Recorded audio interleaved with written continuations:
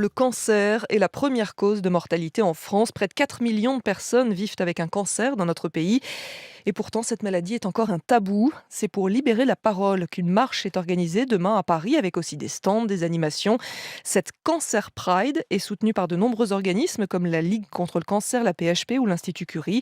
C'est d'ailleurs le premier événement qui rassemble autant d'acteurs de la lutte contre cette maladie. Bonjour Karine Lévy-Henman. Bonjour. Vous êtes l'organisatrice de cette Cancer Pride, c'est le nom que vous lui avez donné.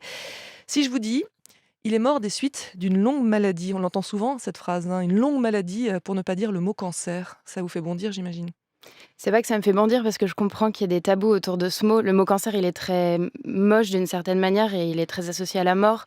Hem, ça me fait ça me fait réagir et ça me fait me dire: «Mais pourquoi utiliser encore aujourd'hui, ce synonyme, cette phrase pour, désigner une Cette maladie qui pudeur touche qu'on a, ouais. autant de monde?» Et alors pourquoi? Vous l'avez la réponse?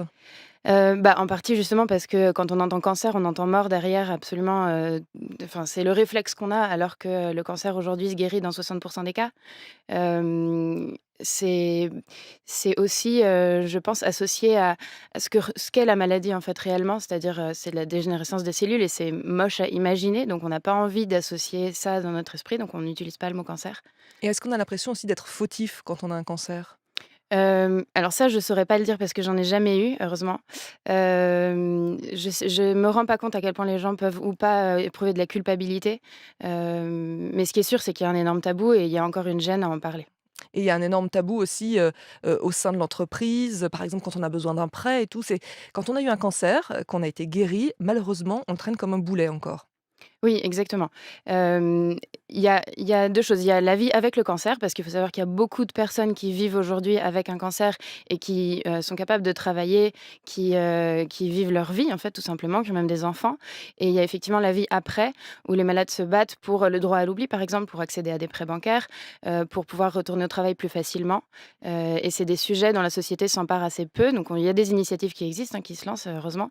Mais c'est encore un sujet dont on traite assez peu. Mais justement, alors, on en est où du droit à l'oubli en France? Est-ce qu'il y a vraiment quelque chose qui est établi? Est-ce qu'une banque aujourd'hui peut refuser à un étudiant, un prêt ou à n'importe qui, voilà, un prêt immobilier, parce qu'il a eu un cancer ou parce qu'il a un cancer? Bah, ça fait partie du dossier médical, donc ça fait partie des éléments sur lesquels, les banques vont se baser pour décider de l'obtention d'un prêt ou pas. Et il y a des initiatives qui se créent encore une fois pour que, justement c'est des solutions, se développent Pour pour que ça que n'apparaisse plus dans le dossier médical quand on a eu un cancer, qu'on est guéri, que ce soit alors effacé ou? ça fait partie, des du oui, du lobbying, en fait, qui existe pour justement arriver à cette solution à la fin. Après, il y a des solutions plus, réparage, on va dire, Mmh. pour que les gens puissent avoir accès à un prêt sans passer forcément par les grandes banques, par exemple. Et alors donc en entreprise, est-ce que c'est, quelques cas, exceptionnels ou c'est une réalité assez importante de gens, dont la carrière, par exemple, est freinée à cause d'un cancer? Alors là, encore une fois, moi, je suis pas spécialiste de cette Mmh. question et il y a des organisations et notamment, Cancer at Work, par exemple, qui travaillent sur ces sujets-là, qui sauront mieux vous en parler. Mais, il y a effectivement, un tabou rien que lié au fait de ce que la maladie peut empêcher ou pas, auprès enfin, chez cette personne-là. Est-ce qu'elle va être capable d'aller, D'être à 100 d'être au voilà, travail, d'être exactement. investi. Comment ça se passe les semaines où il y a le chimio? Comment ça se passe si, si elle est guérie, est-ce qu'elle va faire une Mmh. rechute et cetera? Ça reste des sujets dont les managers ont enfin, que les managers ont peur d'aborder et dont on parle assez peu. Comment on fait changer les mentalités? Est-ce que le fait que, certaines personnalités, hein, ça commence, hein, prennent la parole et le disent quand elles ont un cancer? Récemment, une personnalité très populaire, hein, le présentateur Jean-Pierre Pernaut a dit qu'il avait un cancer. Est-ce que ça peut jouer? Alors, je pense que ça aide beaucoup effectivement, parce que c'est des figures auxquelles, les gens, peuvent se rattacher. Je pense que ce qui aide surtout, c'est, se rendre compte qu'on est si nombreux à être concernés par la maladie, qu'on l'ait eu ou pas en fait, qu'on Je l'ait reviens à vécu. 4 millions de personnes, hein, c'est ça, hein, Voilà, le chiffre? qui vivent aujourd'hui en France avec ou après un cancer. Donc c'est énorme, ça veut dire qu'on connaît tous quelqu'un qui en a eu un, voire on en a eu un nous-mêmes. Et moi, c'est pour ça que je me suis engagée, sur ce sujet-là notamment. C'est que je me suis rendu compte que, ça concernait énormément de personnes, voire tout le monde, mais que pourtant on n'en parlait pas. Et c'est en parlant moi de mon histoire que je me suis rendu compte que les gens s'ouvraient à moi et je me suis dit: «Bah, en fait, ça nous concerne tous, donc faisons Quelque genre chose. notre force. Mmh. Votre histoire, vous m'avez dit, vous l'avez dit tout à l'heure, hein, vous n'avez pas eu de cancer. C'est quoi donc votre histoire? Enfin, si vous souhaitez en parler, hein, si c'est pas indiscret. Moi, j'ai perdu ma meilleure amie du cancer, d'un cancer du côlon quand, elle avait 27 ans quand elle est décédée. Et c'est suite à sa mort que j'ai décidé de réagir, de faire quelque chose, de m'engager sur cette cause. Son histoire, elle est bon, évidemment, toutes les histoires liées au cancer sont tragiques. Son histoire, elle est parce que, le cancer du côlon, c'est un cancer qui se guérit dans 90 des cas quand il est pris à temps. Sauf que dans son cas, il n'a pas été pris à temps parce que justement, elle avait peur de la maladie, elle avait peur d'avoir quelque chose de grave, justement. Et d'aller voir un médecin qui lui dise: «Vous avez un cancer». Ça lui Voilà, faisait plus peur finalement, que de l'avoir, que de le savoir et de le soigner et de le guérir, quoi. ouais, Il y avait probablement. vraiment une appréhension. Ça, c'est vraiment quelque chose aussi qui est récurrent en France. Le diagnostic est beaucoup trop tard, se fait beaucoup trop tard? Non, non, on peut pas dire que le Non? diagnostic se fait, de manière récurrente beaucoup trop tard. Je pense qu'il y a beaucoup de progrès qui sont faits. Il faut, de toute façon continuer à travailler pour améliorer l'accès au dépistage précoce parce que les cancers, on les guérit de plus en plus et surtout quand ils sont pris tôt. Mmh. Vraiment la recherche et la médecine font énormément de progrès. Mais pour que les gens aillent se faire dépister, il faut effectivement qu'ils soient pas paralysés de peur face à l'idée d'avoir un cancer. Pour quel type de cancer aujourd'hui il y a le plus d'espoir ou d'avancées scientifiques?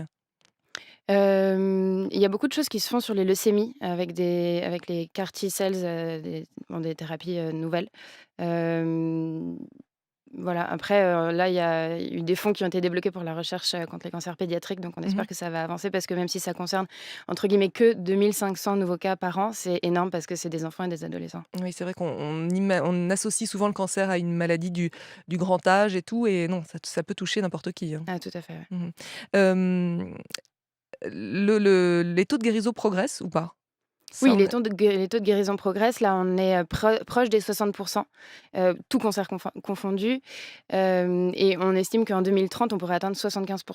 mmh et c'est donc pour libérer la parole, hein, autour de cette maladie que vous organisez pour la première fois, à la fois une marche et après il y aura des stands, des manifestations, des discussions voilà, il faut parler autour de cette maladie. Vous l'avez appelée la Cancer Pride, ça a lieu demain à Paris. Ça s'adresse à qui? Ça s'adresse à tout le monde, en fait, qu'on soit patient, soignant, proche, ou juste qu'on se pose des questions sur cette maladie. C'est vraiment ouvert à tout le monde. C'est gratuit, évidemment, place de la République. C'est effectivement une marche pour justement montrer qu'on est très nombreux à être, concernés par ce sujet et ensuite, C'est à la de mi-journée, hein, rendez-vous midi pour un départ 13h. Voilà. voilà, c'est ça, rendez-vous à 12 heures, départ à 13 heures. C'est, un parcours qui est très court pour être, ouvert aux malades, notamment. Ensuite, de 14 heures à 20 heures, il y a effectivement un village d'activités. Donc, il y a 58 partenaires qui ont travaillé depuis des mois pour construire des stands thématiques sur des activités comme la prévention, le dépistage, l'estime de soi, le bien-être, le retour au travail.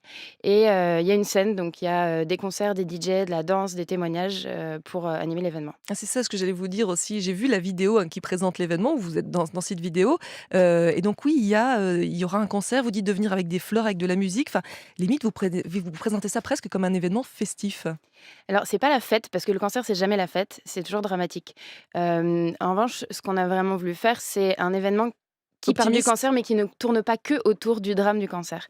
Et donc qui soit, suffisamment joyeux et optimiste pour que les gens, n'aient pas peur de nous approcher ce jour-là. Parce que c'est Mmh. sûr que si tout était noir, ils ne viendraient pas.